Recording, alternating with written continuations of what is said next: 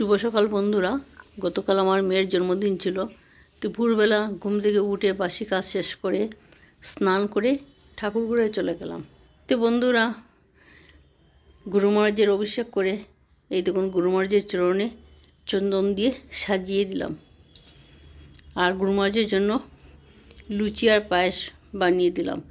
অতি সামান্য জিনিসই বানালাম। তারপর তো পূজা আরতি করলাম আর সন্ধ্যার সময় আশ্রম চলে গেলাম। আশ্রম না গেলে ভালো লাগে না।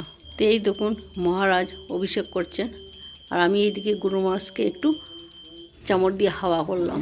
তারপর তো পূজা আরতি করলেন মহারাজ। আর গুরু মহারাজকে প্রণাম করে ওনার চরণে ফুল বেলপাতা দিয়ে তারপর তো প্রসাদ খেয়ে চলে গেলাম মহারাজের কাছে। তো মহারাজ আমার মেয়ের সাথে ফোনে কথা বললেন, মানে মেয়েকে জন্মদিনের উইশ করলেন। আর উনি আমার মেয়ের জন্য শ্রদ্ধাঞ্জলি বইটা আমার হাতে তুলে দিলেন। তো বন্ধুরা, আমার এই ব্লগটা আপনাদের কাছে কীরকম লাগলো অবশ্যই একটু লাইক শেয়ার কমেন্ট করবেন। জয় গুরু মহারাজ।